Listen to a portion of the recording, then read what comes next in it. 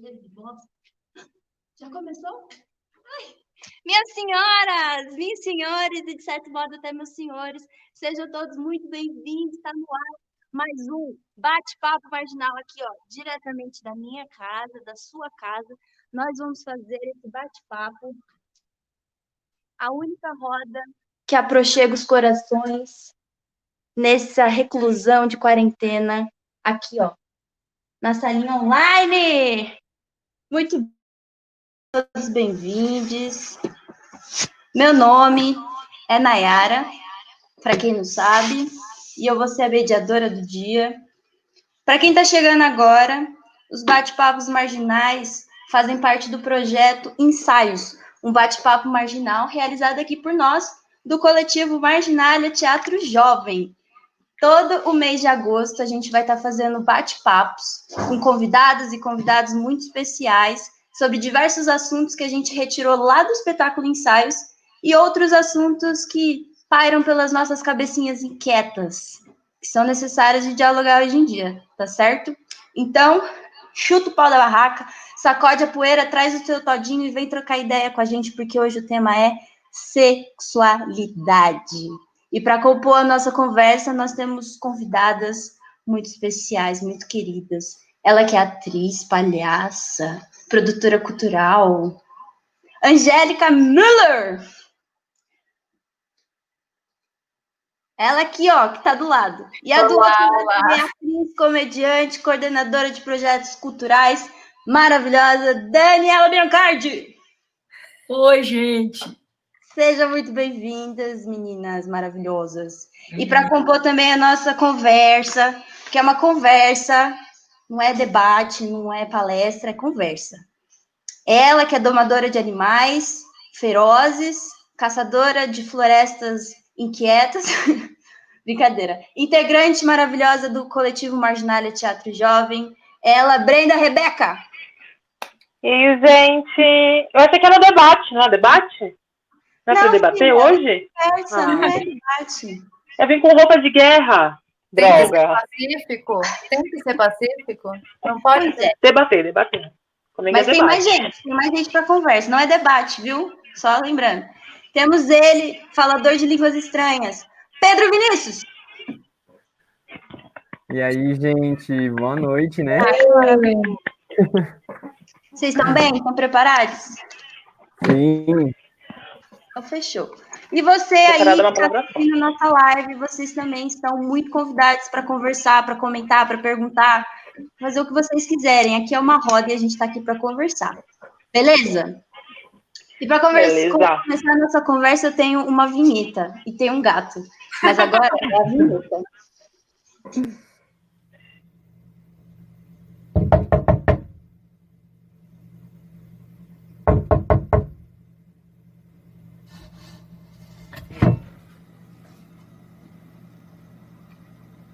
A gente precisa conversar.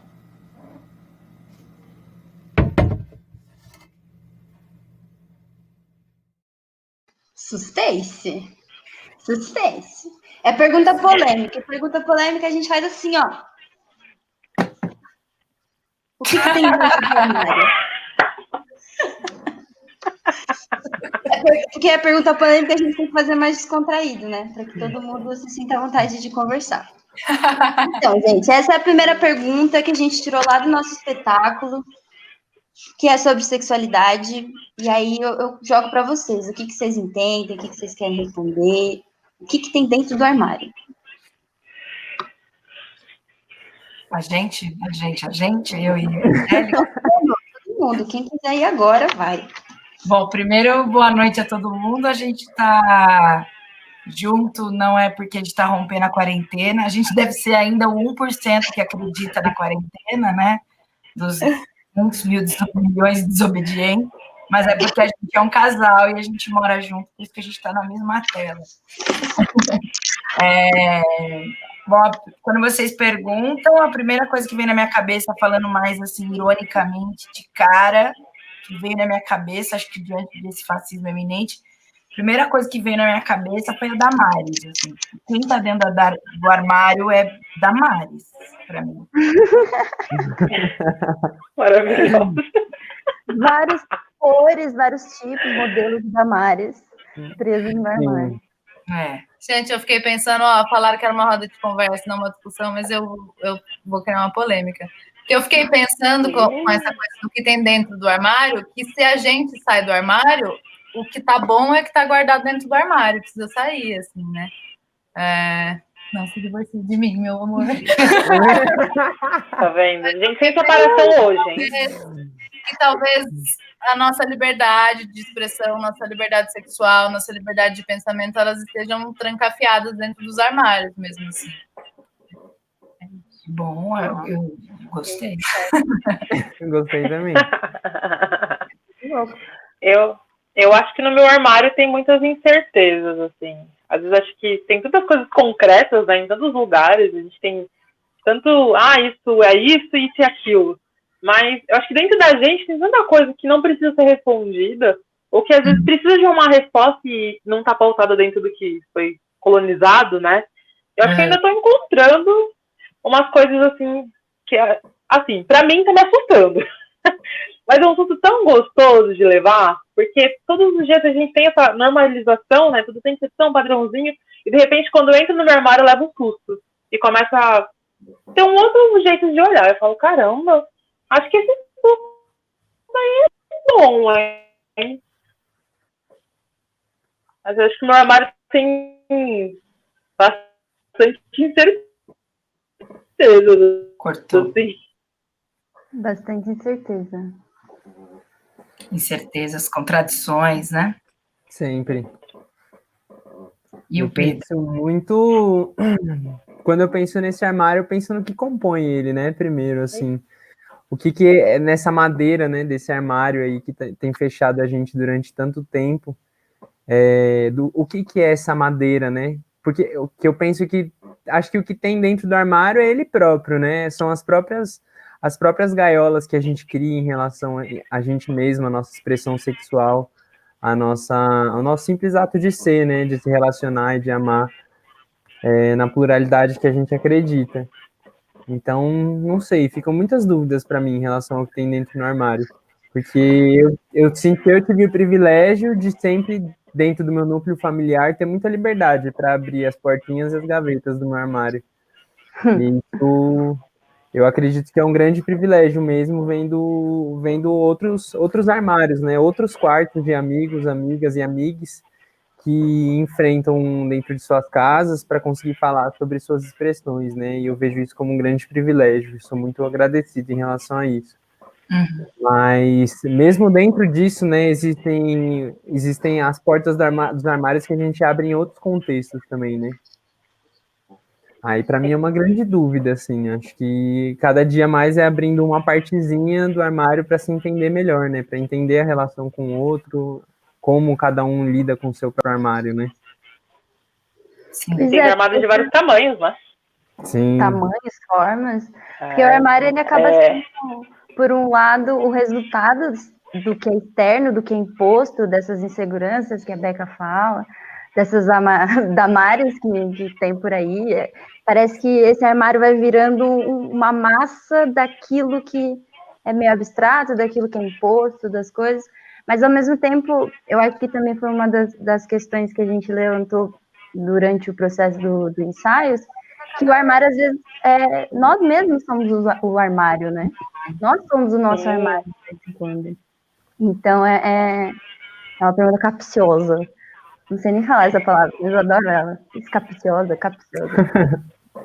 Eu acho que tem a nossa célula íntima, né? O armário é aquele que guarda as nossas também memórias, registros, nossa história, né? De algum jeito.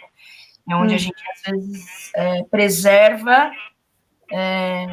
um pouco da nossa intimidade, né? No seu campo íntimo. Eu acho que num campo simbólico, pensando na história do mundo LGBTQIA+, né? Eu me lembro dessa expressão de adolescente, quando isso começou, né?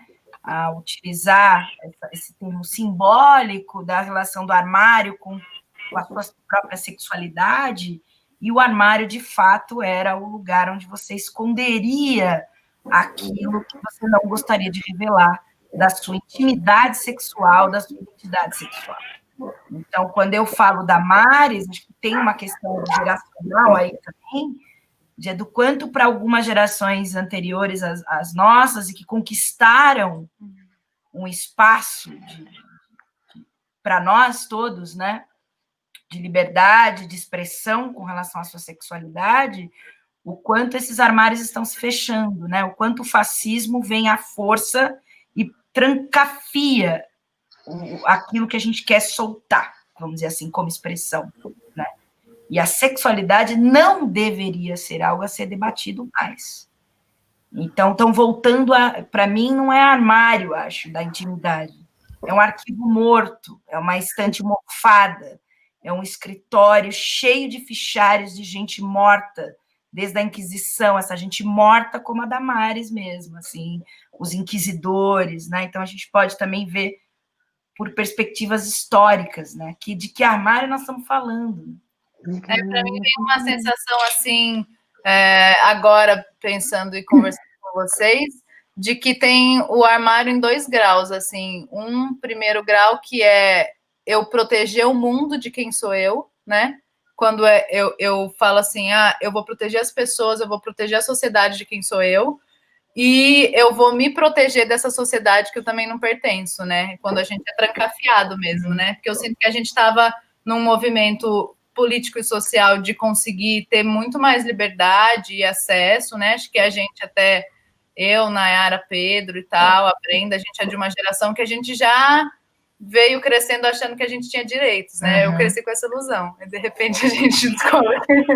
Um lapso, né, temporal aí sobre políticas e afirmações que vinham crescendo, né?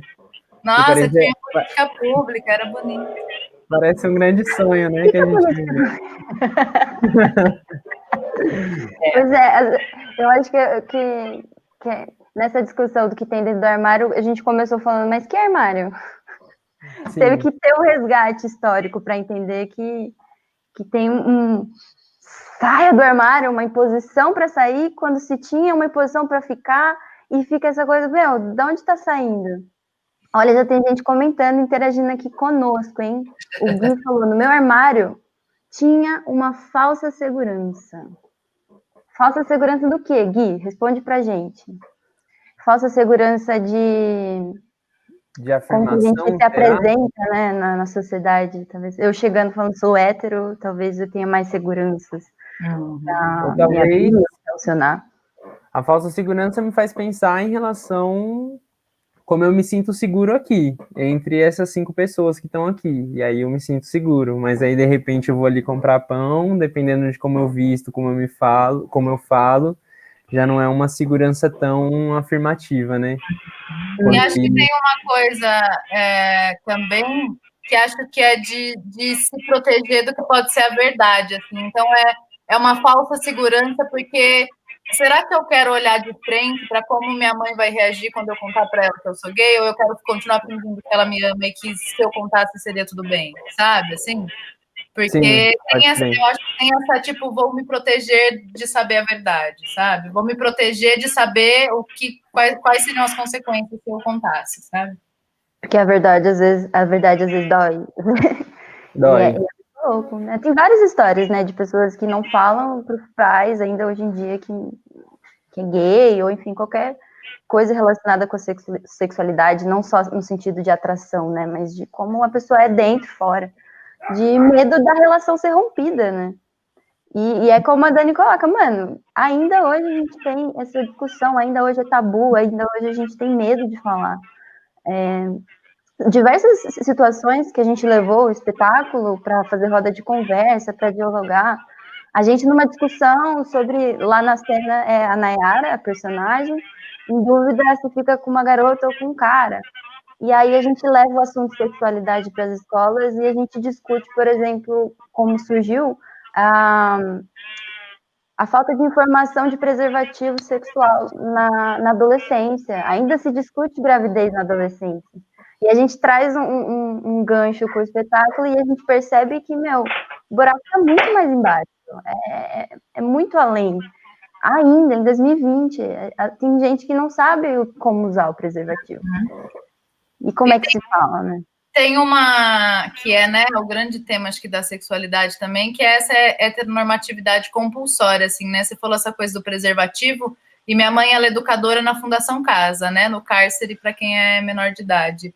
E aí elas têm uma briga como educadora, porque até hoje é uma unidade masculina, os meninos não têm acesso ao preservativo, porque eles não têm direito à visita íntima. Como se eles, homens, não pudessem ter relação entre si. Não existe, ninguém nunca pensou sobre isso. Então, assim, como eles não têm visita íntima, eles não precisam de preservativo. Claro que sim, os caras estão lá, trancados juntos, vários, e é nem se cogita a possibilidade, né? A questão da AIDS também, de doenças sexualmente transmitíveis, né, o DST. Acho que esse governo atual, esse desgoverno, né, o qual a gente não legitima, dentre outros na história, eles só grifam o perigo, né? Eu acho que, na verdade, eles sempre estão entre nós. Então, tá muito confortável para essa parcela da população fascista, cristã, né? A gente precisa falar do cristianismo se a gente for falar de sexualidade. E é a história do cristianismo. E não dá para separar o cristianismo que é legal e o cristianismo que não é legal. A gente tem que falar da história, né, da igreja enquanto institucionalizada na história, o que ela vem traçando, né? E aí é um grande... As perdas estão quando vem essas populações no poder, seja religioso, político, ditando regras, assim, de microconquistas que a gente conseguiu. Então, a gente não fala de DST nas escolas. Está muito confortável para a Damares e a sua turma não falar disso. Então, essa juventude sem informação, ela vai ficando ainda mais apegada à ignorância, porque ela não sabe, né, não teve acesso. Então, imagina um menino, eu também trabalhei com jovens em situação de cárcere, e também adulto, os meninos não querem, eles jamais vão admitir que talvez eles fiquem com outro homem. E como que você vai convencê-lo ao uso do preservativo, inclusive para a questão do DST? Quando você tem o poder, aí você não vai ter mesmo um coordenador, o coordenador não, é o chefe, a alta chefia da segurança pública, dos projetos, incentivando. Então, ele só endossa. Então, a gente está sempre, eu acho, que numa fronteira, né? Talvez quando o participante aqui fala da questão da falsa segurança, eu acho que a gente, como progressista, que tem que entender que não vai haver nunca um espaço super seguro e confortável para nós. E uma culpabilidade, um lugar que a gente tem que tomar muito cuidado com as gerações anteriores. Não dá para eu falar, enfim, eu venho de uma história de muita luta com relação à sexualidade, por conta do meu pai, que é uma história longa, não sei se vai caber falar aqui, mas tem a ver. Uma linda história, inclusive. E é um cara que foi bissexual e homossexual, e ele morre de HIV, assim, tipo, eu não posso falar, pai, como você não assumiu? Como que você não usou camisinha? E há quem, jovem hoje, me pressione sobre isso. Mas como assim você se assumiu depois? Você não é lésbica? Porque você foi... Então, a gente precisa tomar muito cuidado, porque a gente está tomando o discurso do fascista entre nós, a gente não está conseguindo precisar, né? E aí a sexualidade não se faz de ideologia, ela se faz de história de um povo, né? Então, e, gente, pegando isso tudo que vocês estão falando, me bate nesse ponto que é crucial. A gente está num espaço em que a ignorância toma conta e que as coisas não são conversadas, porque existem tabus, existe moralismo absurdo, e isso a gente discutiu muito junto na construção desse espetáculo. E especialmente a Beca tá com problema de internet. Bequinha, meu amor. Seja bem-vinda de volta. Estou falando como no processo dos ensaios, a gente buscou formas da gente dialogar sobre assuntos que são difíceis, que são tabus, são para a gente, e a gente sabe que para outros jovens também, de uma forma que a gente não violentasse, de uma forma que a gente abrisse exatamente isso que a gente está fazendo agora, uma roda de conversa, para a gente se abrir, para a gente tirar dúvidas, para a gente se dar a mão e conversar sobre assuntos. E aí... Eu saí, na verdade, para deixar você com saudade. Ah, Era só isso. você é linda. Eu queria perguntar como que vocês são maravilhosas do média brasileira, estudiosas, artistas complexas na sua materialidade. A gente nem tanto, mas a gente no processo a gente entendeu que o humor era uma forma da gente acessar as pessoas por um canal mais sincero, sabe? A risada num lugar de eu fiquei com vergonha, mas eu dei risada porque todo mundo também deu risada. Eu sinto que no humor a gente consegue encontrar ali, para falar de sexualidade, uma união. E aí eu queria jogar para todos vocês. O humor é uma ferramenta política? Vocês acham que a gente consegue usar como ferramenta? Que a gente é possível a gente encontrar um caminho para fomentar a reflexão, para fomentar a discussão, para a gente se unir? Eu sempre falo assim, que para mim, uma galera pergunta isso, né? Assim, sobre, tipo, nossa, a gente tá vivendo uma desgraça, Bolsonaro, a Damares, como que a gente faz para rir? E aí, para mim, sempre me vem, assim, quando a gente estuda a história da comédia, de que ela surgiu para que a gente derrubasse os grandes reis, né? Os grandes opressores. Então, assim, eu acho que ela é, por obrigação, uma ferramenta política. E quem não faz isso está muito equivocado, assim. Gente babaca, gente que vai stand-up que homofóbico, stand-up machista. Eu acho que eles estão equivocados, assim. Acho que a gente, quanto comediante, tinha que expulsá-los da comédia e falar, não, isso historicamente isso aqui surgiu para outra coisa. O humor está entre nós, né, nos humanos. A hiena ri de outro jeito, né? Ela não ri cognitivamente por uma dimensão crítica, né? Então, isso é intrinsecamente humano. O papel do humor, ele tem, sim, uma função social e política, e a comédia, no caso do teatro, o humor nas charges, o humor nas artes plásticas, o humor nas artes, né? Nitidamente, evidentemente, tem esse papel. O que acontece é que entre humanos existe essa falsa democracia de que diz, sobretudo agora, né, com o neoliberalismo e a os fascistas, é a minha liberdade de expressão, então eu faço a piada daquilo que eu quiser. Então o humor está na boca de todo mundo. Quanto mais humor engajado, quanto mais humor crítico a gente tiver, menos Danilo Gentili, menos babacas, menos Bolsonaros nós vamos ter. Precisamos urgentemente usar essa ferramenta, porque todo mundo usa.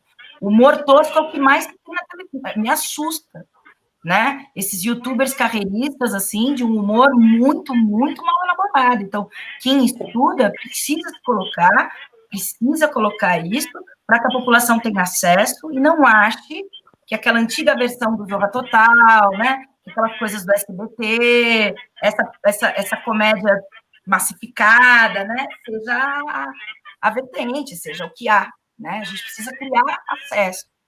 E aí eu acho que sim, é uma ferramenta potente e tem que historicizar. Qual foi o livro que a igreja queimou na Idade Média, né, no período da Inquisição? Pode pegar o livrinho do Humberto Eco, o filminho Nome da Rosa. Qual era o livro que envenenava os monges? É o livro de Aristóteles, na comédia. É difícil falar de Grécia, porque aí eu falo que você está falando de uma comédia ocidental, mas eu estou falando do único estado comuna e de resistência em toda a Europa ali, que salvava o que estava ali naquele contexto. Então, Aristóteles, sim, ele tem muito a contribuir. E nós não temos acesso ao livro, nós não sabemos o que estava ali, tinha que ser pela oralidade a ser descoberto, né? Como o Vaticano detém 80% das obras de arte plástica, de quadro, de moldagem, dentro da igreja, é o museu que tem o maior acervo de artes plásticas da história, da Renascença, e o que será que tem nessas gravuras e nessas estátuas? Humor, sátira. Tudo que era da sátira, da paródia, está lá dentro. O nazismo ajudou a roubar e queimar mais. O nazismo queimou livro pra caramba. Que livro que o nazismo queima? De humor, né? Quem que morreu em Paris? Os chargistas. Cômicos. Então, a perseguição é gigante. Se a gente não se colocar, não se reunir, não se colocar junto, vai dar ruim mesmo. E claro que tem que ter, na história do ser humano, a mimética, a sátira, ela está em nós, a gente se autossatiriza. A questão é o que a gente quer satirizar, né? Que não é o caso de vocês tratarem de um humor que seja chapado, bidimensional e burro e fascista. Eu queria... Não só é política, quanto é utilizada por todos os lados, né? Eu acho que essa... O tiozão do churrasco, o primo que ridiculariza você, como a gente na sexualidade, na questão da sexualidade. O tempo todo tem alguém tirando sarro de você, né? Dos preconceitos mais elevados em grau e dos menores, no dia a dia na rua. O cara que está lá no andaime trabalhando e tira sarro de você, mulher, do seu peito, do seu corpo, que quer te pegar, que te acha uma gostosa, que é jocoso, que é horroroso. E se você nega, ele tira sarro de você. Então, ficar convivendo com isso o dia inteiro, você fala, eu vou estudar humor para rebater esses bosta, porque o humor deles é raso. Eu tenho que ser maior que isso, né? Total. Nossa, eu ia... Parece um... Tá me paquerando? Um entendimento de humor a rir do outro, né? É menor de idade. Desculpa, Beca, fala aí, tá com a cara. A Brenda, a gente tem que dar um timing. Ela tá ouvindo agora e já ela vai ver, ó. Não, segura. Obrigada. Vocês estão falando das pessoas em si, eu percebo que o humor, além de ser uma ferramenta política, ele é uma ferramenta de acesso, né? Porque, como as próprias meninas estavam falando, qualquer pessoa faz humor, né? Só que tipo de humor é esse que a gente está falando, né? Ele é para atingir quem, né? Porque geralmente o humor, a comédia em si, ela sempre vai ter um alvo. Seja uma pessoa, seja um objeto, ou seja mesmo um sistema, né? Normalmente quem faz humor é quem geralmente está atacando, né? Às vezes a gente acaba rindo para se incluir ali. Mas eu acho que mais do que como algo político em si, né? Que às vezes a gente fala, política é uma coisa X, mas não. Acho que política para mim é acesso. Quando eu penso no humor, eu penso em acesso. O brasileiro é humor.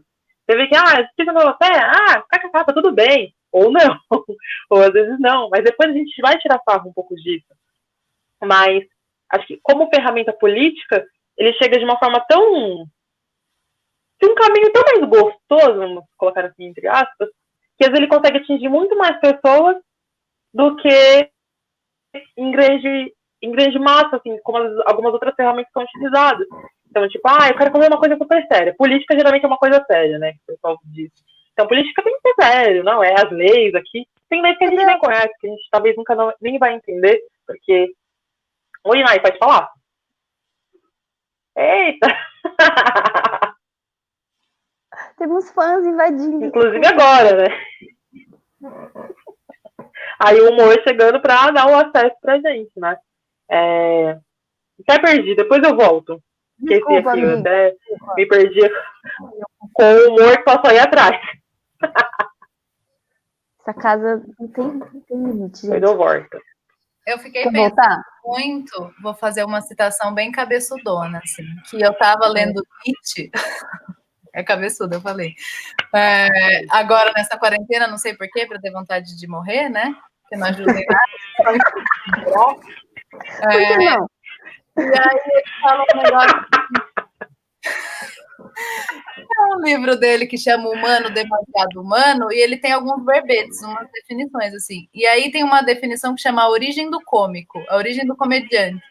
E aí ele fala, se a gente pensar que a humanidade, né, desde antes da época medieval, ela vive baseada no medo, né? Medo de ser morto por uma fera na floresta, medo de morrer em guerra, medo de, sei lá, passar fome hoje. A gente está sempre, quando ser humano, baseado no medo da morte, no medo da dor e se preparando para lutar.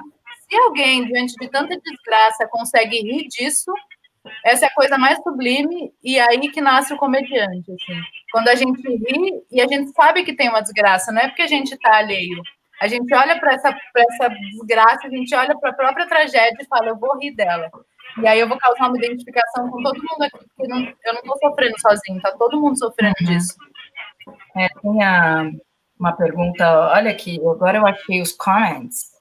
O Gira tá aqui de Oliveira, ele é maravilhoso. Todo mundo. Artista. Tem uma galera aqui. Aí, e tem a ver com o que vocês estavam falando também, alguém aqui falou... o humor, o Gira está perguntando, ó, por que o humor muitas vezes é considerado menor que outros gêneros pelos intelectuais? A própria pergunta, Gira, já vem com a resposta. A real é que a gente precisa incluir a comédia e o humor como parcela dessas células que são invisibilizadas na história. Como o humor está para todo mundo, os reis riem, né? Mas a comédia, como estética de revolução, como estética de um ato de um povo, de um ato cênico, no caso do teatro, ela também é minimizada pelo poder que ela tem. Então, ela atinge de uma forma que é monstruosa, e isso assusta. Então, às vezes, até gente entre nós vai falar, melhor não, né? Então, a gente está numa escola, os meninos aqui, alguns deles estudam na SP Escola de Teatro, que tem um curso de humor, que é considerado um curso dedicado ao estudo da comédia cênica, o primeiro de todas as Américas aqui, né? E a gente mapeando outras escolas de atuação no mundo, elas são chamadas de escolas do gesto, de miming, de outras estéticas, mas não tem esse nome humor, né? E é uma resistência manter esse curso. Por quê? Quem olha para ele? Quem olha para essa materialidade? Dentro do teatro, né? É muito comum, às vezes, eu ter amigos falar, a Dani é a palhacinha da turma. E não me leva a sério, tipo, não me leva a sério. Né? Eu acho a palhaça, sim, exatamente. Exatamente, o humor é para ser levado a sério, mas é para a gente se levar menos a sério e usar de um humor que atinja outras camadas de discussão.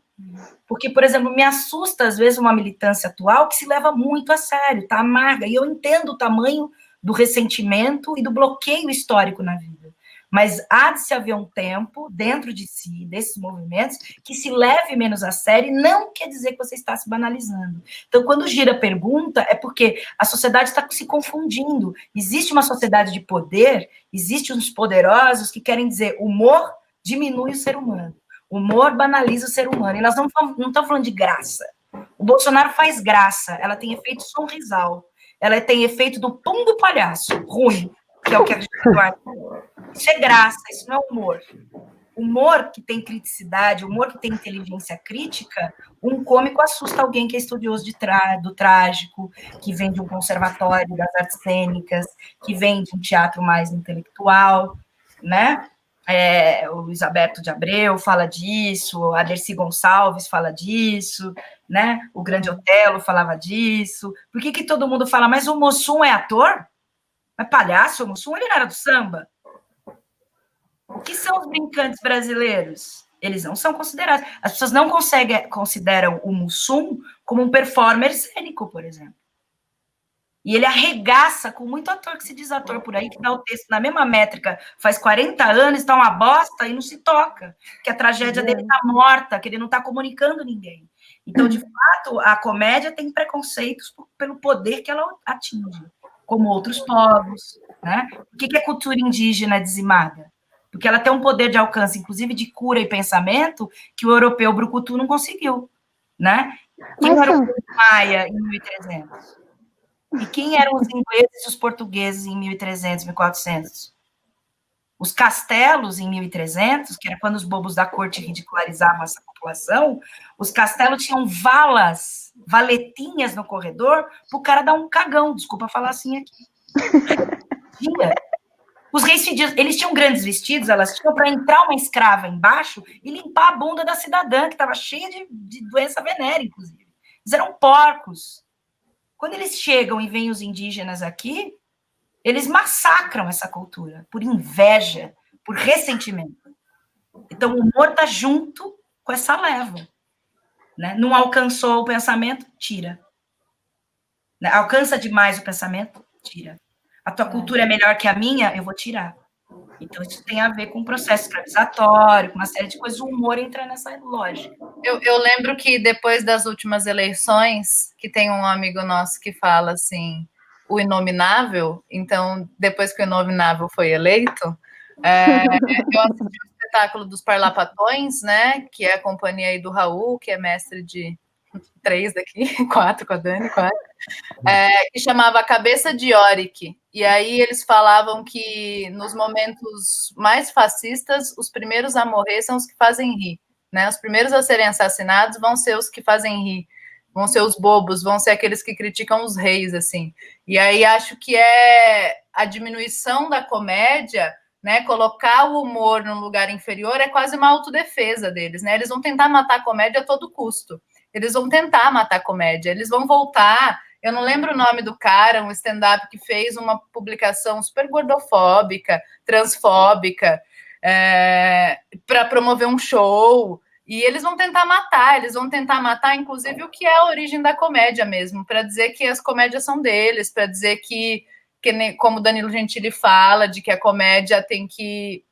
A culpa não é minha do que eu falo. Não tem limite o humor. Se a plateia ri, é porque a comédia funciona. A comédia é o que funciona. Eu não vou escolher o que eu vou falar. E é tão binário, é tão colonizador esse lugar, porque a comédia vem para outra coisa, historicamente, né? Você tira. Então, eu sinto que a gente está fazendo um movimento de tomar a comédia de volta para onde ela surgiu, para que ela surgiu, assim, sabe? Sim. Massa, isso é muito legal. A figura de quem ridiculariza, né? O operário ridicularizando o patrão. A gente tem que criar esta comédia, aumentar e ampliar isso. Não o patrão que ridiculariza o operário, no caso do Bolsonaro. Né? E ele faz graça, é ruim, não funciona. Né? Você ia falar, Pedro? Sim, isso me fez pensar muito em relação à origem, né? De, por exemplo, a comédia ela acontece fora da academia primeiro, né? Fora do que é a instituição acadêmica intelectual, né? Como o próprio Gira colocou aí. É isso, a comédia está acontecendo ali na roda, de cuco na frente da prefeitura. Tipo, lá dentro tá acontecendo outra coisa, é outro nível de discussão, né? O coco de embolada, a gente está improvisando aqui, é o ritmo que eles nunca vão ter. Eles nunca vão conseguir ter a levada que a gente tem para fazer comédia, né? Que a gente aprende na rua, que a gente aprende entre a gente. É muito mais nossa, né? Quando eu sinto que a gente olha desse jeito, sei lá, meu pai estava lá fazendo isso, aí eu aqui, sei lá, ano passado, estava com meus primos, a gente improvisando em cima de uma base de rap, e tipo, é o que a gente tem acesso. E, tipo, eu todo capengando para fazer, tipo, todo fora da mãe, assim, mas, tipo, pô, por que não? Por que isso não é meu também, sabe? Tipo, faz muito mais sentido estar isso aqui comigo do que, sei lá, eu tentar intelectualizar e fingir que conheço todos os textos de Shakespeare, por exemplo. Tipo, pô, não tive acesso. Não tive acesso mesmo. Não tive acesso a Machado de Assis no segundo ano do meu ensino médio. Foi o que deu. E, tipo, e sem me sentir mal por isso também, sabe? Que eu fico... Acho que isso cria muitas vezes essa relação da obrigação da intelectualidade dentro da arte mesmo, né, em relação a isso. Mas não, pô, tava ali ouvindo Luiz Gonzaga com meu pai. Ouvi com ele, Luiz Gonzaga contando umas histórias que você sabe que é mentira, que é só pra ser engraçado. Tipo, acho que vem muito dessa referência da gente entender e descentralizar ela também, entender que ali ele tá falando sobre várias outras questões e, pô, como que a gente coloca isso pra fora, né? Como que eu posso, dentro de um discurso cômico, falar sobre a incoerência, sobre tudo isso que eu enxergo dentro do machismo, por exemplo, tipo, essa figura do homem, né? Como que eu coloco toda a incoerência que tem dentro desse discurso, quanto que ele é frágil, né? Mas numa linguagem que é cômica também, pô, tipo, tô aí pra brincar, é na brincadeira, não se levar a sério mesmo, né? Mas isso como, sei lá, tô levando no flow uma coisa que é séria, né? Aí acho que essa é sempre a minha missão, assim, eu sinto muitas vezes, né? Como que é encontrar, tipo, ir no balanço, mas indo pra frente. Tipo, eu tô aqui pra ser preciso também na mensagem, sem massagem. Eu acho que a gente massacra muito o que a gente tem de Tem uma coisa. Às vezes eu acho que a gente... Deu um... Beca? Vai, Gi. Pode falar, pode continuar o pensamento. Parece, às vezes, depois eu falo. Quando a gente fala a origem da comédia e tem que ir lá para o castelo, no Bobo da Corte, na era medieval e blá, blá, blá, né? E eu fico olhando muito assim, eu estudo muito em paralelo com a palhaçaria comédia física, o cavalo marinho, as danças populares brasileiras, sou um bebê, tô engatinhando ainda, mas eu acho que tem uma coisa assim, quando o Pedro fala, que me vem muito forte, que a comédia é quando o povo se organiza para rir da opressão, assim, sabe? E quando eu fui olhando cada vez mais dentro, assim, a estrutura do cavalo marinho, então eu tive primeiro um acesso assim à dança, aos passos, a uma brincadeira, a outra, e aí eu me peguei assim, nesse tempo de quarentena estudando muito como acontece dramaturgicamente a festa. E às vezes eu acho que a gente cita a comédia dell'arte sem parar como uma grande manifestação de um povo, e é uma manifestação legítima a seu tempo, lá na Itália, lá na Europa. Uma manifestação popular, uma manifestação de um povo, uma manifestação deles brigando com os reis deles. E aí, quando eu olho para a dramaturgia do Cavalo Marinho, e eu vejo que eles estão todo o tempo ridicularizando o patrão, que foi senhor de escravos, né? Que foi um escravocrata, aí depois fingiu que não é mais, porque continua sendo, né? Eu vou olhar para isso, porque os nossos reis não são os reis de lá, os nossos reis são essas pessoas, né? São os latifundiários que fingem que não são mais escravocratas, e são, sabe? Eu vou olhar para essa dramaturgia. Eu quero mesmo que a gente ridicularize esses patrões, assim, sabe? Com a nossa estética, com uma estética da nossa população, com uma estética que é nossa, que é leve e ao mesmo tempo pesada. Rasteira. E que é minuciosa, ela é refinada, ela é refinada, sem precisar de academia. Isso é tão forte assim para mim, sabe? Porque aí eu estava ouvindo, olha o que é tecnologia, né? Eu tive uma aula com um mestre de cavalo marinho, martelo, online, nunca imaginei. E aí ele fala, você sabe por que os passos do cavalo marinho são tão pesados? Porque a gente bate o pé no chão para falar que a gente está aqui, e que nesse momento essa brincadeira é só nossa, ela não é deles. Então a gente faz barulho mesmo e a gente leva uma multidão mesmo para eles verem a força que a gente tem. Porra, tipo, olha. Ai, falei palavrão, não pode. Sei lá, internet, tudo pode. E falando de revolução, vou fazer uma revolução. Teve uma vez que me falaram que... Opa. Louca, vamos, Beca, vamos fazer revolução. Eita. Vai, fala junto. Teve uma vez que me falaram justamente dessa revolução mesmo. Eu acho que comédia tem que ser um balanço gostoso. Mas ela só é comédia mesmo quando você é balançado. Mas quando você que está fazendo é balançado. Porque o balanço que balança o outro é diferente do balanço que balança você. Foi bem, tipo, um lugar bem aleatório, né? Foi lindo. Vou anotar. Mas eu penso muito assim também. Que, um balanço que balança você tem que ser um balanço gostoso. Que balanço que balança o outro é o seu balanço. Quem não perdeu, depois pergunta no comentário. Depois assista de novo a live. Tem que ser, acho que uma coisa leve, acho que uma coisa que o Pedro traz, as meninas também, acho que é desse lugar, mano, tem que ser leve. Eu acho que às vezes a comédia, ela perdeu, ou pelo menos foi categorizada, acho que há muito tempo, como algo menor, porque quem faz ela já tá cansado de fazer. Porque o que é comédia, né? A gente fala, o humor, geralmente a comédia que é feita sempre tem aquele alvo que são as minorias. Essa maioria que faz essa minoria, né, na verdade é o contrário, é invertido, também é cansado de falar, eu vou rir do pobre, eu vou rir do preto, eu vou rir da mulher. Mas eu continuo fazendo. Então já é tão cotidiano que até aqueles que sofrem as opressões começam a fazer as opressões com eles mesmos. Por quanto tempo que eu não ri do meu próprio corpo, porque eu falava, não, engraçado, né?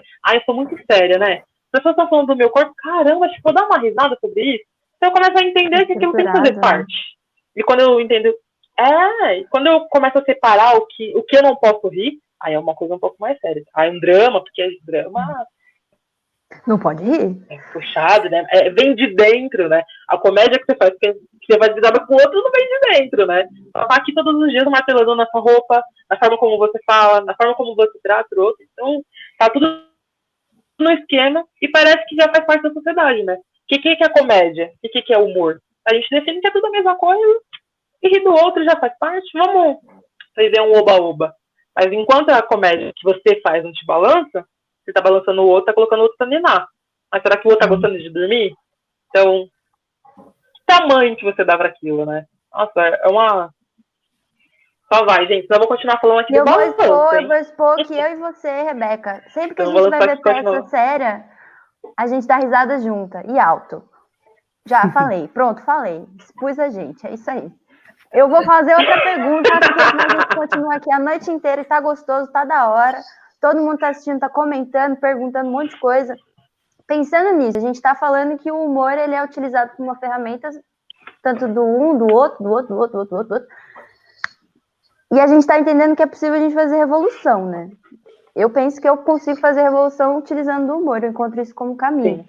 E toda vez que eu estou criando uma cena, criando alguma coisa, estudando humor, etc e tal, é praticamente impossível eu criar uma coisa que não me atinja diretamente, que não esteja relacionado a mim, não no sentido egoísta ou umbiguista da coisa, mas pensando no nosso trabalho de coletivo, a gente entende uma dor, uma ferida, uma questão, e quando conversando, a gente percebe que é um coletivo que também se afeta por questões. E é a partir dessa identificação que a gente cria. E eu queria saber de vocês, porque o trabalho de vocês em dupla, o trabalho maravilhoso, vocês abordam várias questões, várias problemáticas, e de um jeito maravilhoso, lindo e com humor. É importante a gente trazer pautas políticas? E falando diretamente de sexualidade, é importante a gente trazer isso para o teatro, para o humor, para a arte, para a vida? Quero saber de vocês. É importante ou não? A gente tem que fazer uma arte pasteurizada, sem opiniões. Vamos ignorar o mundo, vamos fazer o nosso jeito. Ela já pergunta, Nayara. Eu sou tendenciosa. Se for discordar, um tapa na cara. Bem capciosa, né? Ela capciosa demais. Eu não sei se de outro jeito. Me mandaram ser mediadora. É isso. Acho que tem que ser mais ameno, acho que não pode pegar pesado, né? Tem que agir em todo mundo. Vamos ser parcial, né? Assim, esse é o teatro do Sérgio Moro, né? Sejamos leves, gente. Leves. Tem que ser leve. Leve. Tem para todos, né? O Bolsonaro tá aí, o Maia, é a comédia do Maia, né? O Bolsonaro tá aí, olha, ele não cometeu nenhum crime. Agora a Dilma, né? Então vamos pegar leve, calma, para não falar. De leve, de boas. Gente, eu não sei o que é ser leve, eu acho. E quando a Nay fala de fazer a revolução assim, eu lembro que quando a gente apresentou pela segunda vez nosso número no Festival Internacional de Circo, dentro de um cabaré que já era LGBT, não tinha, a pessoa sabia o que ela estava fazendo ali. E aí, no meio do nosso número, as palhaças se beijam. Quando elas beijaram, uma família levantou e foi embora. Aí eu fiquei feliz, vou ser honesta. Eu falei, bom, é isso, porque, tipo, uma coisa é a gente saber que 90% de quem estava ali estava com a gente, devia ser gay, devia estar, junto com a gente. Aí uma família levanta, vai embora, aí dentro dessa família tem um menino que é deficiente visual, e a mãe pega e tampa o ouvido dele, para ele não ouvir, um beijo, não sei o que ele ouvir, ela tampa ele, e vai levando ele embora, assim, tipo, numa coisa... E a gente encena, assim, beijando, falando, ela tá tampando. Cara, aí a gente viu que ele tava com o guia, né? Com a vara que é guia. Falou, e o cara especial visual, ela tampou o ouvido do filho. O nível do desespero dessa mulher, né? Não vê, não olha, não escuta. Você entendeu? A coisa chamava Queer Baré. Tipo, uma mulher trans era apresentadora. Eu não sei aonde que, de repente, na hora que falou, não, a palhaça beijou, deu pra mim. Não dá, vou embora. Mas uma coisa legal da programação do festival a lona tá aberta. Então, a família... Então, aí, de novo, a gente tá falando de estética, né? Vocês estão falando de estética revolucionária. Aí, o circo é aberto para todos, venham todas as famílias. Vai ter algodão e pipoca. Aí tem uma apresentadora, uma cantora trans, tem uma drag no trapézio, tem a trans que vai soltar fogo ali. Eu queria mesmo que ela queimasse total. A gente, como casal de palhaça, mulher, na lona, é algo histórico, assim. Eu não gosto de ficar mapeando. Eu sou a primeira sapatona. Acho isso um porre. Mas, às vezes, é só uma questão de datar, porque por causa da visibilidade é importante saber, mas do que se tem registro, como palhaças configuradas nessa estética, acho que não tem, tipo, um beijo lésbico, um casal que constrói um número, que traz sua, né, a tua intimidade, um pouco as suas questões. E isso é para vocês entenderem, de novo, historicizando, teatro e as artes faz história, nos faz teologia, como diz Alexandre Mack, por quê? Porque há o cerceamento feminino dentro das artes, e há o cerceamento feminino dentro do circo. Vai falar ou não vai falar sobre isso, né? Então, toda a cultura popular também tem que se rever. Qualquer contexto, né?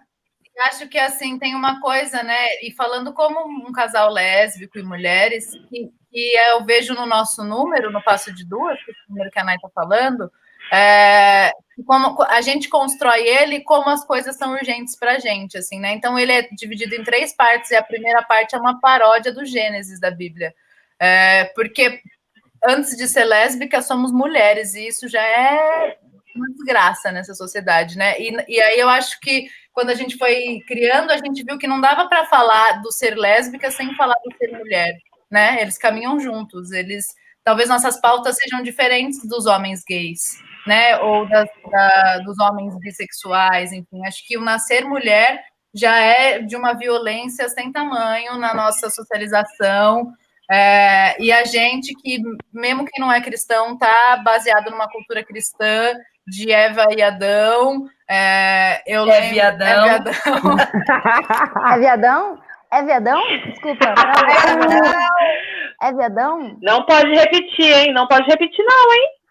Ai, Mas só mais uma vez, só mais viadão. uma vez, assim. Tá. Só para ter certeza. É viadão. Meu, isso lembra uma experiência que a gente passou até quando a gente estava fazendo, né? A gente estava apresentando um espetáculo em ensaios, eu não lembro de que biblioteca foi, eu sei que foi uma... Enfim, foi uma que a gente fez uma das apresentações, e, meu, durante o espetáculo, a gente estava na parte da cena da sexualidade, a mãe quis se retirar com a criança, estava ela, acho que 2 crianças, e ela resolveu se retirar durante o espetáculo. Meu, aí ficou a inquietação pra gente, meu, isso foi bom ou isso foi ruim? Porque, meu, você fala, será que o que eu estou fazendo está ofendendo alguém? Mas o que eu estou fazendo não é uma ofensa, por que a outra se ofende, então? Aí você começa a se perguntar, então talvez o direito que eu tenho enquanto pessoa seja o direito que ela acha que tem sobre mim. Meu, foi uma loucura esse dia, a gente se questionou sobre várias coisas, se era bom, se era ruim, a gente não chegou numa conclusão, porque eu acho que é isso. O próprio espetáculo ensaios é pra isso, pra gente não fechar numa coisa, mas pra gente questionar. Meu, por que uma mãe vai querer tapar o ouvido de uma criança para ela não escutar o barulho de um beijo? Gente, isso é absurdo. Por que ela vai se sentir mal com aquilo? Sendo que a criança nem sentiu, para ela é natural. E foi que a criança até ela falou, Às vezes é de boa. não, eu quero ficar. E chorava. Porque ela queria... Chorava. Então a gente... Eita. Você vai crescendo, né? Vai banalizando as coisas. E pra ela era banal. E a criança, não. Tudo bem. Então vamos seguir o baile, sim. E a criança relutou. Falou, não, quero ficar. Chorava pra ficar. A gente também chorava pra ela ficar também. Não ficou, infelizmente. Mas talvez isso mudou muita coisa pra criança. E às vezes até pra mãe mesmo, né? Ela podia ter presenciado que era muito legal. Não tinha nada demais, hein? Ó, se ela tá assistindo esse bate-papo, não tinha nada demais, hein? Vou confessar. E é isso, né? Porque bate num lugar... Tava tudo numa boa. Oh, meu Deus, ela não terminou. A internet é assim. Terminou. Mas pode sair da sala porque... agora, tá? Ai, meu Deus, é difícil online. Porque pra mim, eu lembro desse dia que foi um momento de tipo, a gente é muito revolucionário. E aí depois eu fiquei, porra, mano. A criança que era mó legal da gente trocar ideia, vazou por causa da mãe. E aí foi um lugar da gente entender várias essas coisas que a Becca tá falando, que ao mesmo tempo, será que a gente tá sendo muito vulgar? Um conservadorismo jovem acontecendo. E pro outro lado, tipo, mano, não, a gente tem que falar, a gente não tá fazendo nada, não tem nada de violento, não tem nada de agressivo, não tem nada de... Enfim. Mas é legal acontecer, ao mesmo tempo é bom acontecer para que a gente fortaleça o gato. A gente assim. fazer fortaleça o pensamento. Né? A gente constrói pra gente fazer um estudo social também, assim, né? A gente tem um número que está se desdobrando num espetáculo que é um infantil, né? E aí são as 2 princesas que se apaixonam, uma princesa salva a outra, né? A gente foi para um conto de fadas, que é baseado num livro que chama Tiritesa, e aí a gente apresentou uma célula dele ano passado, assim, num cabaré de circo da diversidade, tem questões. E aí era um pouco complicado. Maravilhoso! assim, tipo o Sesc, famílias foram passar o domingo lá e foram lá. E aí, no desenrolar do número, a gente sentiu que as crianças estavam todas assim e os pais assim na cadeira, assim, tipo, eles fizeram um movimento muito... As crianças andando e os pais, tipo, será que por acaso parece que esse número pode ser gay? Sabe assim? Tipo, acho que eles ficaram... Será que... Porque era meio... Elas dançavam uma valsa no final, não tinha um beijo, não tinha nada demais. E aí acho que eles ficaram, será que... E as crianças amando as princesas. E aí eu falei, cara, a gente tem que... Porque acho que uma galera que tá... Eu amo essa dúvida. Essa dúvida é muito boa, né? Acho que tem uma galera que tá, tipo... Eu tô, né, agora, assim, ó, fria. Eu acho que tem uma galera que não tem como melhorar mesmo, assim. Acho que tem uma galera que não quer. Tipo, veio uma pandemia, veio tudo de errado aí. Essa galera não tá se revendo, não querem ser melhores. E aí, quando eu olho para as crianças, para a juventude, eu falo, é nesse caminho que a gente vai aqui, assim, tipo, essa galera ainda se afeta com o que eu falo, porque meus tios não tá nem aí, mas eles nem ouvem quando eu discuto, sabe? Então, assim, a molecada, eu acredito neles muito, assim, acho que a gente tem que ser possibilidade, sabe? A gente tem que ser, olhar, acho que as crianças têm que olhar para a gente e falar, olha, dá para ser alguém legal, vamos com essa galera? Você vai criando...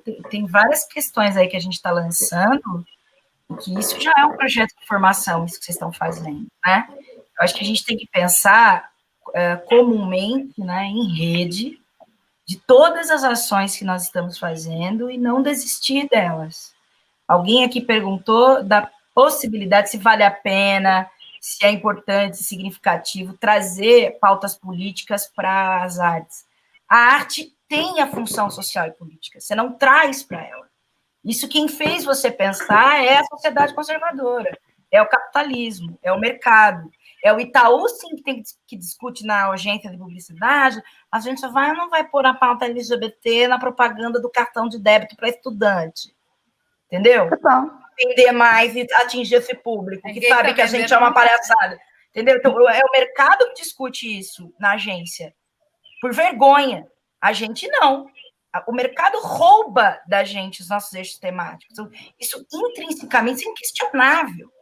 A arte tem um papel social e político, desde a polis, é uma merda, conceito grego e tudo tal, mas eu prefiro beber da Grécia do que beber de Roma, que é uma bosta, né? Roma usurpou tudo, ferrou, tomou tudo, até o Dionísio, apaga Dionísio e põe o nome de Baco, de uma cafonice sem fim, né? Roma é uma grande Miami do seu tempo. É uma merda.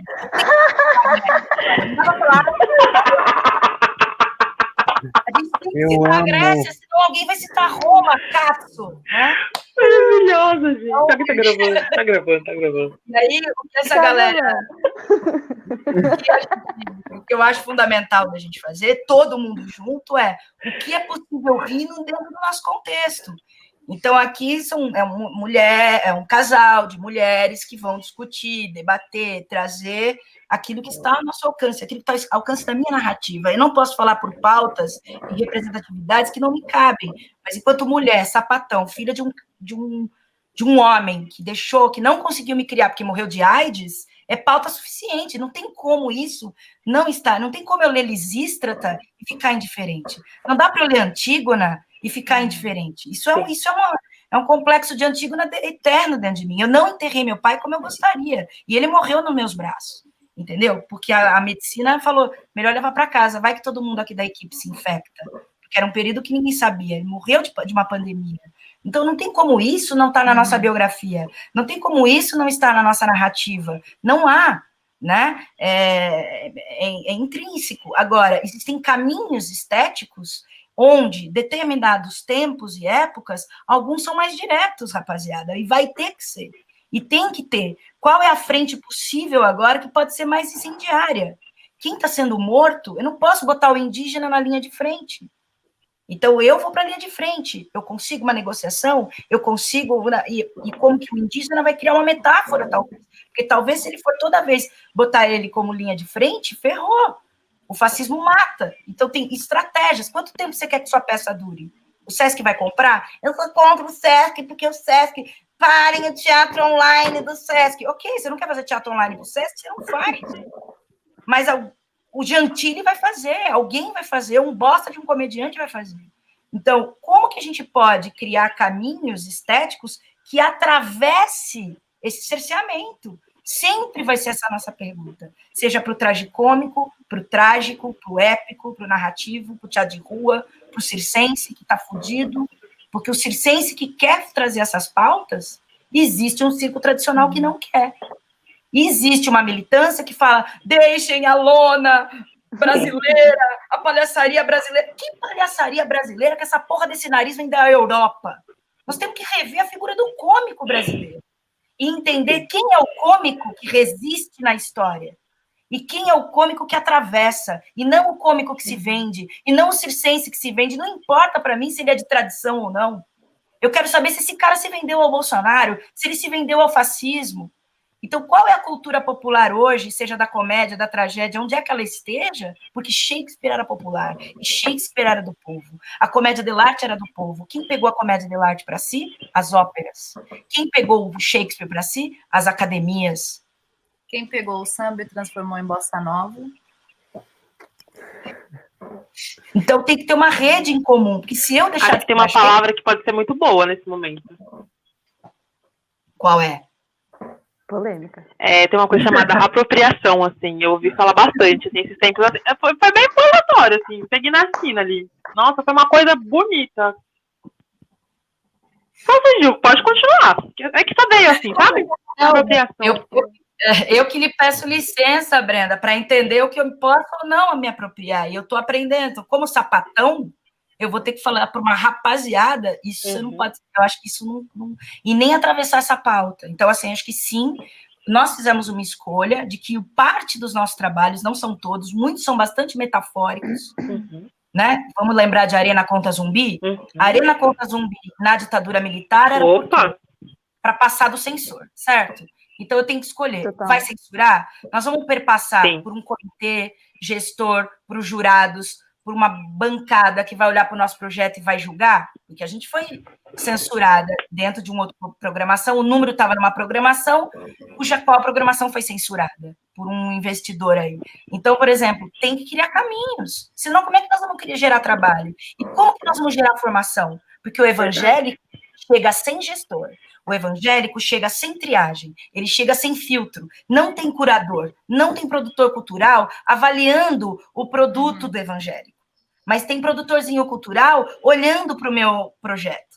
Então, eu vou ter que criar estratégias, né? Porque eu preciso chegar como o evangélico. Senão, ele vai chegar na frente. Então, acho que a nossa... Exatamente. Exatamente, a gente até falou sobre essa questão mercadológica, né? A gente teve até umas discussões dentro do grupo que foi, hoje a gente traz pauta X, de coisas que as pessoas não falavam. Então, a gente vai trazer um corpo negro no palco, a gente vai trazer um corpo gordo, a gente vai trazer mulher, a gente vai trazer pessoas que são lésbicas, bis, enfim, e vai discutir coisas. Mas até que ponto o mercado capitalista, ou seja, essa indústria cultural que parece ser tão bonita, né? Mas às vezes também tão segregada, para a gente poder falar sobre aquilo que a gente quer falar. Então, de certa forma, às vezes eu até estava pensando esses dias, discutir até um pouco na faculdade sobre isso.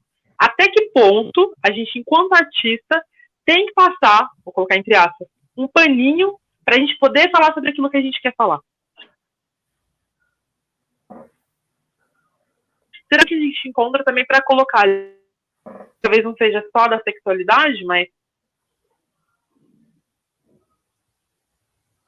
que são feitos para esse cabelo? Não. Eita. Travou, Beca. A internet. É um mistério, essa questão... Internet me cortou. Sabotagem.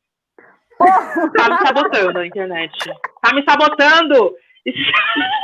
Não é pra me falar, deve ser isso. Olha, gente, eu achei, Rebeca, tudo aqui, vai derrubar nós. Eu achei que a Rebeca tinha continuado falando, e aí, a hora que voltou, ela estava citando o sabotagem. Sabotagem!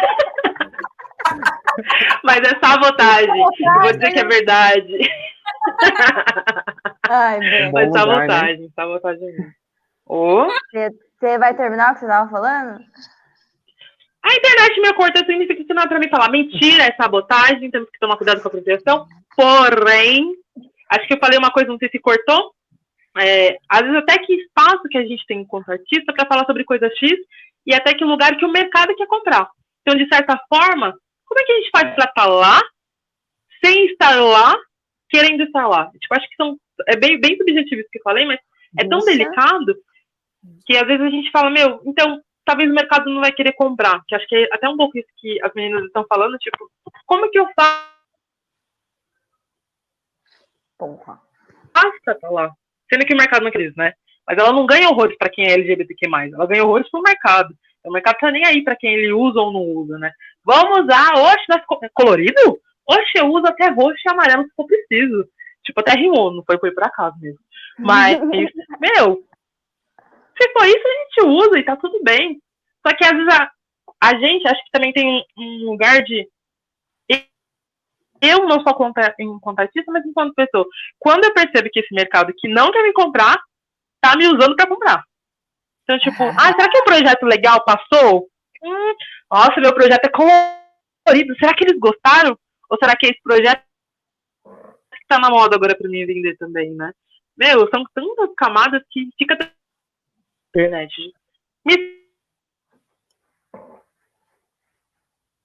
É isso aí.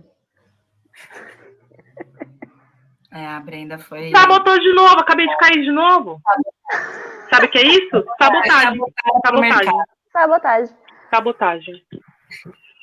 Não, mas eu acho que isso que a Beca tá falando é algo que é muito latente, assim, sendo jovem, tanto fazedor de arte ou não, a gente tem um mercado que rege tudo aquilo que a gente pensa, que a gente gosta, que a gente quer, que a gente não quer. E eu acho que dentro do nosso grupo a gente tem uma força muito grande da gente adentrar em outros espaços que não os tidos e apresentados numa TV ou num filme, mas para que a gente entenda quais são as reais discussões do jovem. Nem que a gente tenha que viajar o mundo inteiro, eu adoraria. Mas a gente busca isso, de abrir um diálogo sincero, democrático, de verdade, que a gente consiga fugir dessa sabotagem. O papo tá bom, a gente tá chegando no final. Sabotagem. Tô muito feliz com essa conversa, gente. Vocês são maravilhosos, maravilhosa, e todos maravilhosos. Mas agora, chegou aquele momentinho do movimento referência, onde você pode falar de si, se fazer aquele merchanzinho ótimo. Vários gatos na minha casa, eles me amam. E aí você pode falar um pouquinho das suas redes sociais, do seu trabalho e referências de pessoas que vocês indicam para nós e para quem está assistindo também. Pode ir, quem quiser. Eu quero falar. Vou falar. Fala, não, meu amor. desculpa, quer falar? Mentira, que agora o espaço é meu, porque já fiz a botada demais, quero falar. É isso, Fala, tá? Aí. Tem um livro muito, muito show, que ele se chama Apropriação, acho que essa palavra está muito na minha cabeça, e que ele era da coleção Feminismos Plurais, e ele é muito, muito show, acho que vale muito a pena a gente ler ele, acho que é de um escritor negro, então acho que é muito importante, falei isso na live passada, já foi falado, pesquisar pessoas que não estão inclusas naquele meio. Esse livro ficou muito famoso, né, agora, até porque agora o negro começa a vender, né, a gente achava que a gente não sabia escrever, enfim, não vem ao caso. Mas esse livro é muito, muito, muito legal, e tem uma rede social da Hello Bielo, ela já acho que bem famosa, mas acho que ela fez umas fotos muito legais. Ela é um corpo não binário, ela é preta, é uma pessoa incrível, enfim. Gente, me sigam no Instagram também, Brenda_Rebeca com K. Maravilhosa. Que mais? Vou falar primeiro das nossas redes sociais. Nosso Instagram é @núcleoabsurdaconfraria. Peraí, melhora um pouco o mercado. Atenção, vamos dar agora o nosso canal da nossa companhia, tá? O Pedro trabalha com a gente também, é um grande parceiro. Olha só, como se chama? @núcleoabsurdaconfraria. É difícil o nome.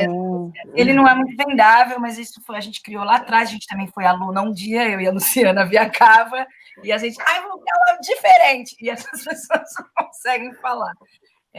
Núcleo Absurdo da Confraria, e o site, eu não sei, deixa eu olhar aqui.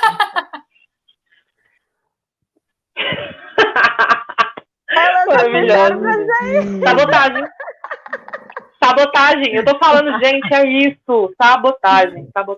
É que a Elas são gente fala, palhaças de verdade, né? nessa live a gente Fala aí, falou uns Pedro. nomes muito pesadões, né? Aí acho que meio que chamou muita atenção da galera, assim, e tal. Uma pegadinha pra vocês. Sabotagem. Eu falei sabotagem lá de trás. Gente, é autossabotagem, porque a gente é palhaça, né? A gente é péssima. A Dani foi abrir o site, abriu nessa página. Aí ela saiu daqui e entrou no site. Fui eu que saí. O nosso site Daniela. é um site, né? A gente não é rica e não paga um domínio. Então, ele é absurdaconfraria.wixsite, que é a plataforma, né? Maravilhoso. Tá bom? Tá? Pra vocês olharem a gente. Tem um monte de foto do Pedro lá também. Acho que é importante. Não pode olhar de madrugada, hein? Não, Nudes? Não tem nudes. Mas o Pedro, ó, uma vez a gente fez um espetáculo, o Pedro tava de palhaço, uma mulher paquerou ele muito, assim. Tipo, ele era um professor, uma vaca. Aí a mulher, nossa, nesse rei eu fazia o que ele quisesse. Adorou a personagem. Mano, não tem Olha limite, isso, não tem gente. limite. Meu pai aqui vendo essa live, eu saio para trabalhar e essas coisas que acontecem. Ó, o pai do Pedro tem história na minha vida, que é nós das antigas, né? Nós é anos 80 aqui, ó. O pai do Pedro, esse cara foi um cara investidor de boates LGBT, ó. Muito tempo, no período que o mercado censurava que abrisse um comércio, e eu fui uma sapatona que frequentei todas essas boates. Indicamos o pai do Pedro também, o link tá aqui embaixo, quem quiser acessar Muito bem, a as redes referência aí sociais do meu dele. pai, deve estar ouvindo a gente Meu nesse sogro. momento. Pai do Sogro da Beca. Gente. Eu sou. Que mais de referência nós temos? Vamos dar referências. Eu peguei o livro, fui lá pegar. Gente, nada mais que o óbvio, né? Vou deixar um bom ângulo aqui. É o livro da Angela Davis. Meu coração. Agora eu que vou cair. Nossa Senhora. Mulheres, Cultura e Sociedade. Calma aí, eu vou cair. Eu até ousei separar uma citaçãozinha, mas que ela fala assim: as mulheres de todo mundo constituem uma potência política capaz de representar uma incontestável ameaça às forças globais do atraso e da opressão. Tipo Bíblia, pode acreditar nela. Uau, maravilhosa. Acho que para a gente entender, acho que é aquilo que eu falei, né? De quanto o sapatão tem que entender o que é ser mulher antes, porque senão a gente vai patinar numa luta que muitas vezes a gente é até invisibilizada, né? A gente, quanto lésbica, é muito invisibilizada no próprio movimento LGBT, né?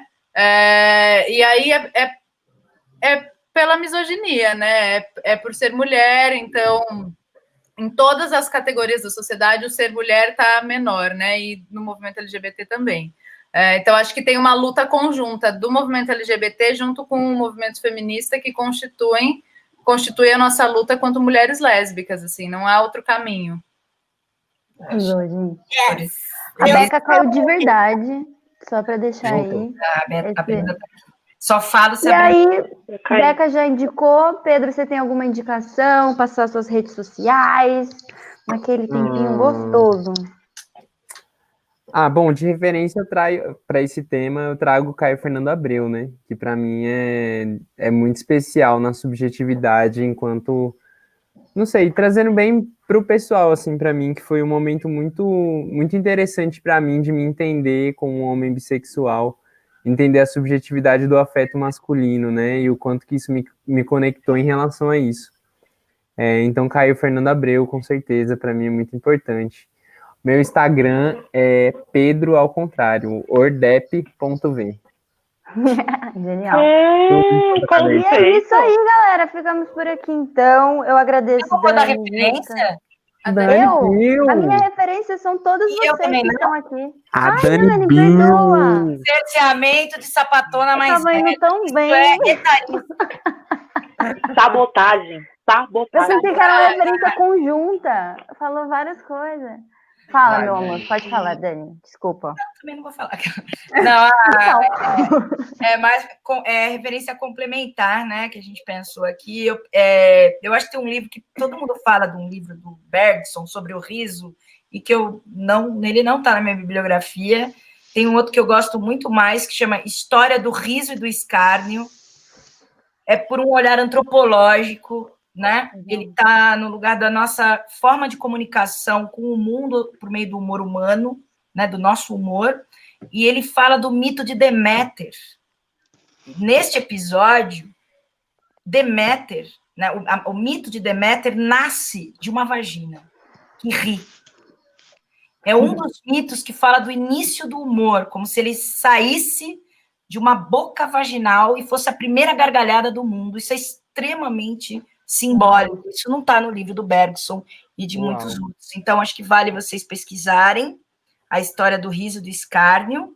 E como a gente está numa pauta de visibilidade lésbica, acho que olhar na história, tanto mulheres palhaças, comediantes, acho que tem que citar a Chamego, que é uma mulher palhaça brasileira, né, considerada a primeira a poder entrar na lona, entrar em cena e aparecer, e ter uma aparição como mulher, porque até então não podia, isso é uma história longa, mas as mulheres não podiam entrar em cena nem como mulheres, né, nos cabarés, nas operetas, sempre foi assim.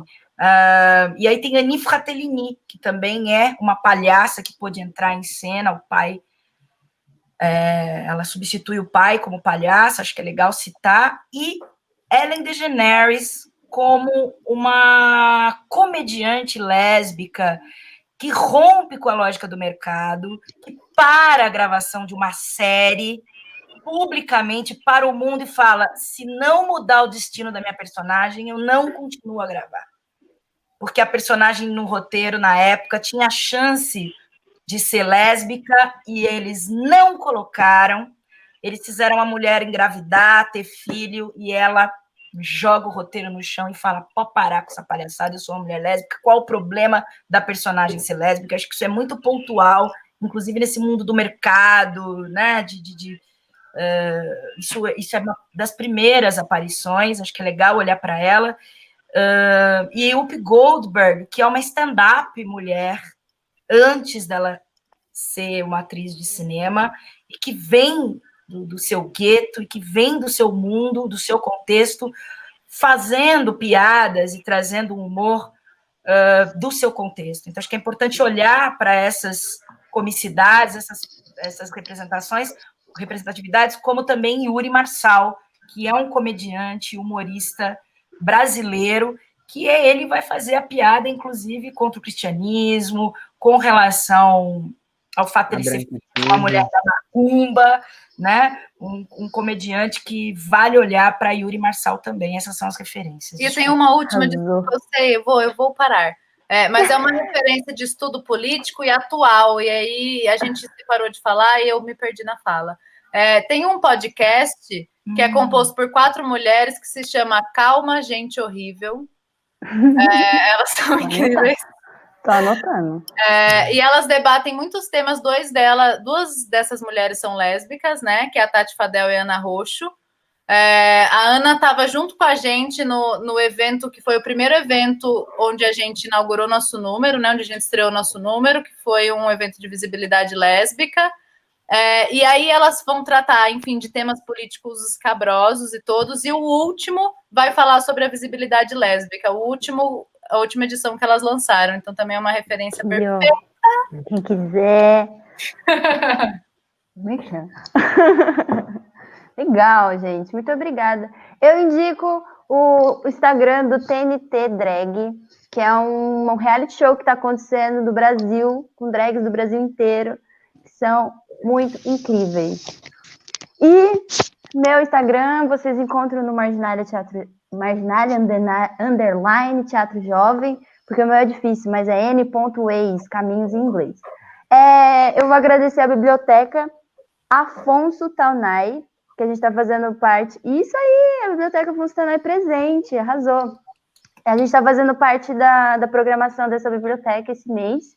Agradecer Dani, agradecer Gica, Pedro, Beca e a Lídia, que está aqui fazendo tudo isso, esses comentários, a Amanda estava presente, o Gira, Arnold, todo mundo que comentou e participou, muitíssimo obrigada. Repetindo que amanhã tem bate-papo, repetindo porque lá nos comentários a gente falou, e até o final do mês a gente tem mais bate-papo sobre diversos assuntos, com outros convidados maravilhosos. E é isso, meu povo, um beijo para vocês que estão aqui, para vocês que estão aí. Obrigada, biblioteca Valeu. presente, importante na formação de público, o trabalho que faz em São Paulo, que é fantástico, e todos os colegas aí, eu vi que tem um monte de amiga sapatão, Evelyn Cristina, sapatona, obrigada. Geral aqui, ó, todo mundo comentando. Valeu, gente. Valeu, gente. Gente, beijo. Obrigada, Brenda, prazer em te conhecer. São maravilhosas. Eu quero conhecer presencialmente, hein? Sem sabotagem, hein, dessa vez. Sem sabotagem. Você vai vir tomar uísque na minha casa, uísque e sapatão. Eita, maravilhoso.